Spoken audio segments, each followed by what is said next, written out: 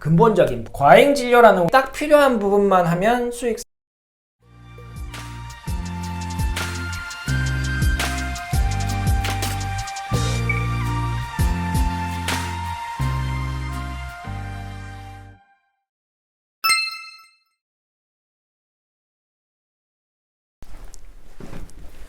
안녕하세요, 아는 선생입니다.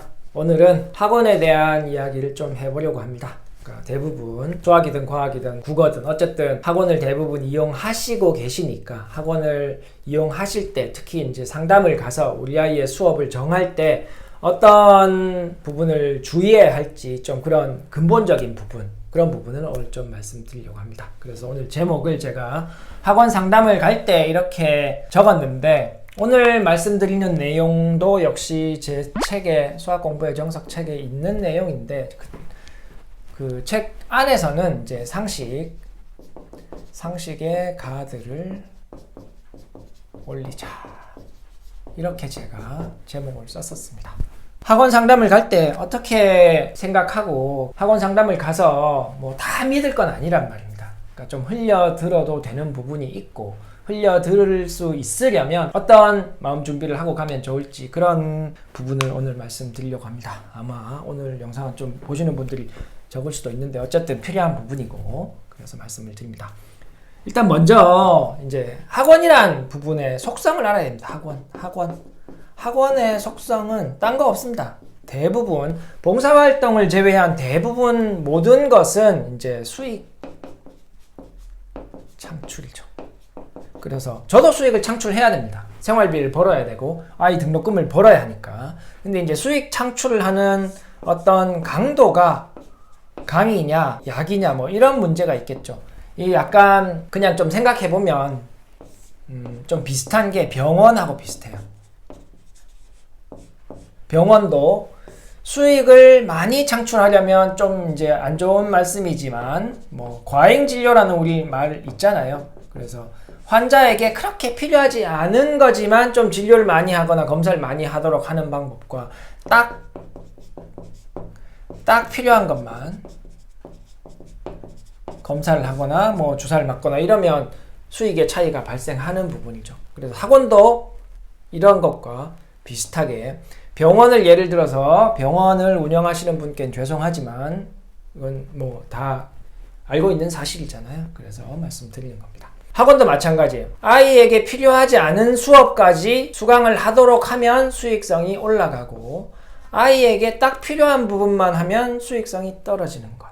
그래서 뭐 이런 구조입니다. 학원도 실제로. 그래서 이런 상황인 걸 염두에 두시고, 자, 우리가 이제 상담을 갔다고 생각해 봅시다. 여러분들이 상담을 가시면 일단 상담 뭐 실장이라고 할 수도 있고 상담 직원하고 상담을 하시게 됩니다. 그죠? 큰 학원일수록 상담 직원이 있고, 저희 학원처럼 뭐 크지 않은 학원은 뭐 저는 지금까지 상담 직원을 둔 적이 없는데, 저는 모든 학생들을 제가 상담하고 있기 때문에 상담 직원하고 상담을 하시게 되는데, 일반적으로 이 상담 직원은 사실 강의를 한 경험이 없을 가능성이 커요. 왜냐하면 강의를 할 수 있는 선생님은 강의를 하면 됩니다. 근데 상담을 하는 거는 강의를 하는 것보다 월급이 적을 수밖에 없거든요. 그러니까 강의를 할 수 있는 사람이 강의를 하지 상담을 하지는 않는다는 거죠. 특별한 경우가 아니면. 그래서 상담 직원은 강의를 해본 적이 없습니다. 그러니까 결국에 이 상담은 이제 상부의 지시, 뭐 원장의 지시, 뭐 그런 거잖아요. 지시를 받고 상담을 하게 됩니다. 만약에 이 상담 직원에게 인센티브가 있다면, 뭐 수업을 많이 듣도록 하게 되면 상담 직원의 인센티브가 올라간다면 조금 더 과잉으로 이렇게 수업을 권유하게 되겠죠. 모든 학원이 이렇다는 말씀은 아닙니다. 자, 상부의 지시를 받으면 이제 상담을 시작하게 되는데, 많이 듣는, 여러분들이 상담을 가서 많이 듣게 되는, 특히 이제 뭐 선행을 많이 안 했거나 이런 경우에 지금까지, 유명한 말이잖아요. 지금까지 뭐 하셨어요? 그래서 이제 불안감을 조성한다. 대표적인 방식이라고 알고 계시죠. 자, 그래서 지금까지 뭐 하셨어요? 불안감을 조성하는데, 이 말 진짜 제가 싫어합니다. 지금까지 뭐 한 게 뭐 그렇게 중요하냐? 저는 그렇게 생각하거든요. 왜냐하면 이런 말을 제일 많이 듣는 분들이 이제 학군지로 가면 초등학생들도 많을 거고 5, 6학년 중1 올라오는 학생이나 중3에서 고1 올라가는 학부모들이 많이 들을 텐데 지금까지 좀 덜 했으면 어떻습니까? 예를 들어서 초등학교 마칠 때면 6학년이면 중3이면 아직 3년 남았고 중3이면 고3 때까지 또 3년 남았습니다. 초등학생 학부모들이 이런 말을 많이 듣고 불안해하는 경우가 학군지로 가면 많은데, 그죠? 자, 6학년이 선행을 안 했어. 그러면 중학교 3년, 고등학교 3년 이렇게 6년이나 공부할 시간이 있습니다. 지금까지 뭐 한 건 아무 상관없는 거예요. 만약에 수능 성적이 안 나온다고 하면 이때 뭘 안 한 것 때문에 문제가 생기는 게 아니라 이때 똑바로 안 했기 때문에 문제가 생기는 거죠. 중3도 마찬가지예요. 성적 올릴 수 있습니다. 이때까지 뭘 안 한 게 문제가 아니라 이때 새 마음을 먹고 변해서 3년을 열심히 하면 성적이 올라가는 거예요. 올라가는 그래프에서 시간이 좀 부족하면 재수하면 되죠. 그러면 성적 올라가는 겁니다. 그죠? 그러니까 지금까지 뭐 하셨어요? 이 말을 6학년, 중1 이렇게 듣고 불안해할 이유는 없는 겁니다. 이 말은 누구한테 맞냐 하면 학부모한테 맞는 게, 물론 초등학생들은 이제 학부모가 들을 수 있겠지만, 그죠? 아이가 이걸 주도적으로 하는 건 아니잖아요. 그러면 이 말이 좀 그래도 꾸짖는 말로 쓴다고 하면 고2, 고3 재수하는 아이들이 이 말을 들으면, 그죠? 지금까지 뭐 했냐, 공부 안 하고. 이제 거의 수능이 임박했는데도 성적이 안 나오는데, 이제 공부하려고 마음을 먹는다. 그래, 그때라도 마음 먹으면 다행인데, 어쨌든, 수능이 임박한 시기까지 공부 안 하고 있다가 이제 공부해보겠다고 하면, 지금까지 뭐 했냐, 이런 말은 좀 들어도 싸죠. 그죠? 그러니까, 근데 이런 말은, 이제, 불안감을 조성하기 위해서 5, 6학년 중학생들, 중3, 이런 때, 듣고 불안해할 필요는 없다는 겁니다. 이미 지난 거잖아요. 방법은 없어요. 지났으니까. 그러면 앞으로 6년을 어떻게 할 거냐? 앞으로 3년을 어떻게 할 거냐? 그 준비를 잘 생각해서 하면 되는 겁니다. 이전 거는 1도 도움이 안 돼요. 이전에 어떻게 됐느냐는 미래에 1도 도움이 안 되기 때문에 딱 자르고 버린 다음에 지금부터 어떻게 할지를 준비를 하면 되는 거죠. 그러니까 굳이 불안해할 필요는 없다는 겁니다. 이런 말을 하고 나서 과잉 수업을 듣도록 하는 게 대부분 선행이죠. 딴 아이들은 선행을 많이 했는데 지금까지 뭐 했냐, 이런 말을 하는데 선행으로 성적 올라가는 게 아닙니다.